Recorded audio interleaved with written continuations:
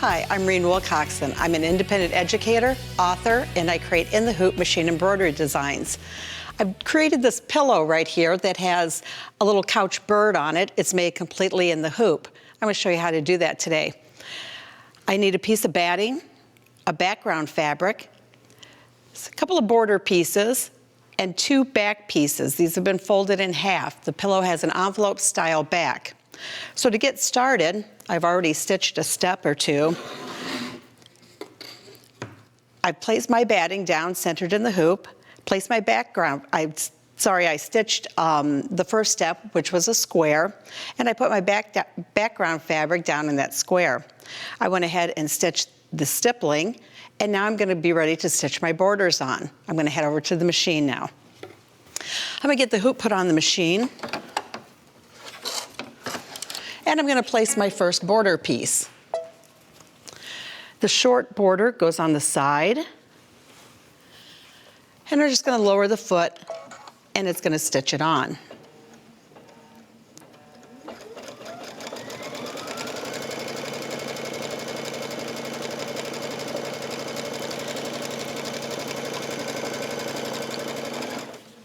The second border is placed the same way. It's placed right side down along the edge of the fabric on the opposite side.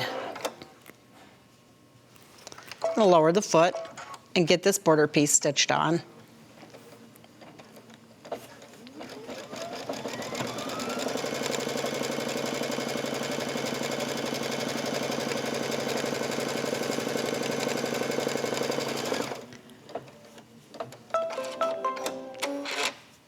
I'm going to have to take my border pieces now and fold them over so that you can see the right side of both of them.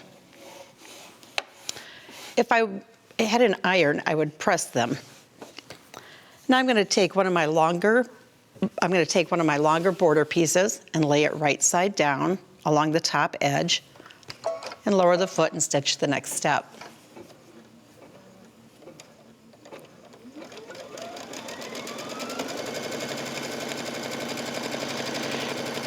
The machine knows exactly where to stitch. If you look at the screen, you can tell where it's going to be stitching next. The needle's going to come now to the bottom of the hoop, so I know to place this piece at the bottom. It goes right side down. I'm matching up the long edges here, and I press the start button, and it's going to stitch this piece on.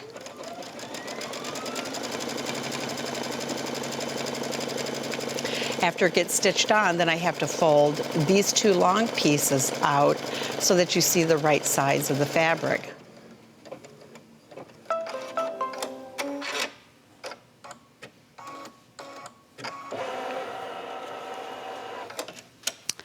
I'm just going to fold these over, just like this. And the next step will actually stitch quilting all around the design. I'll go ahead and start it.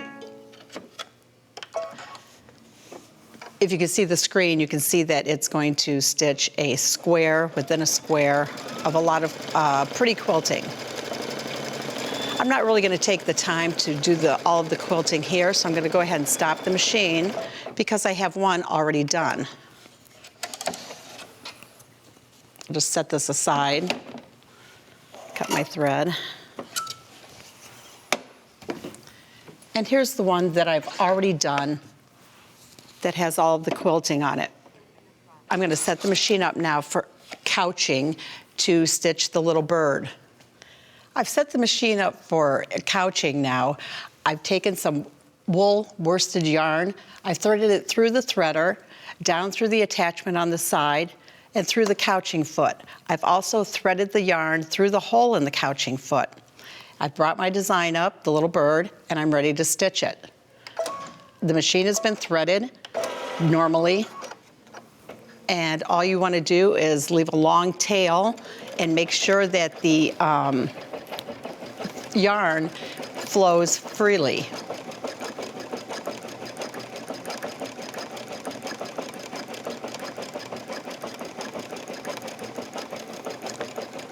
As it's stitching, you may want to make sure that your yarn is coming off of the your skein, or either if you wrapped a little bit of yarn around the spool pin, you just want to make sure that it flows freely.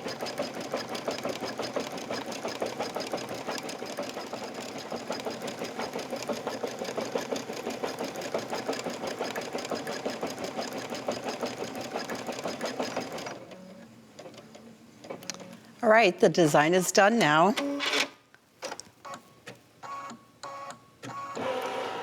And I'm going to get the machine set back up for regular embroidery to finish my little in the hoop pillow. I've set the machine back up for regular embroidery now. I've removed the arm on the side. I've got the embroidery foot back on again, and the little bird has been couched.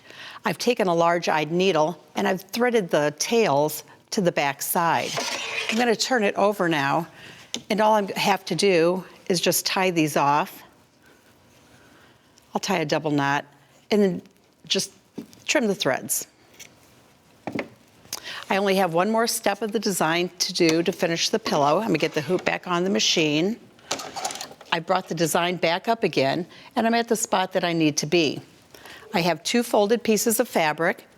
These are gonna make the envelope style back. I'm gonna place one of them with the fold going towards the center, and I'm gonna place the other one so that that fold goes towards the center. Both the folds are overlapping. And I'm ready to stitch the last step. It's going to stitch completely around the design in a square.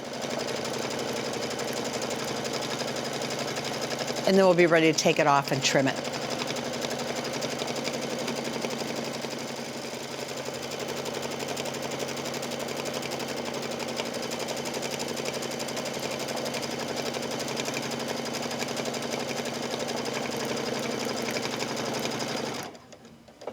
All right, the little pillow is finished. I'm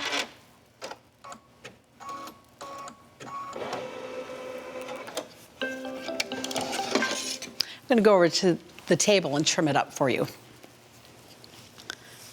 So I'm just going to take it out of the hoop,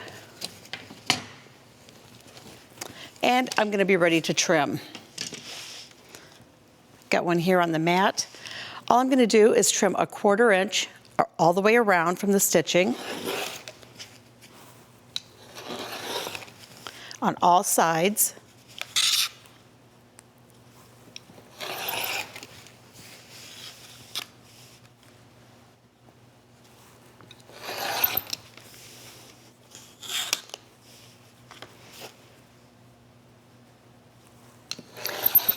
And then now all I have to do is turn the pillow to the right side. Just going to reach in through the 2 folds, the envelope style back, turn it to the right side, and I have a little tool that I can use to help poke the corners out well. But once you get it turned and the corners all poked out, if you want, you can make a simple pillow insert by just using 2 squares of fabric and stitching around them, leaving an opening, put stuffing in it, and use that to put inside of your pillow. And I'll just get this corner out. And then here's the finished pillow. Let me give you a few tips for making in the hoop designs. First, you want to make sure that you cut all of your pieces according to the pattern, and you want to make sure that you use what the pattern calls for. I like to use a thinner type of a batting. I feel that it gives a nicer finished product. It makes the quilting really stand out well. You also want to make sure that you use some type of a tool to push the corners out nicely. You want your finished product to look as nice as it can. Let's look at our finished pillows over here. You see that you don't just have to do couching on the pillow. You can do regular embroidery on the pillow. You can finish them off any way that you want. They make great gifts, and you can really change your decor up by choosing whatever you want to stitch on the front.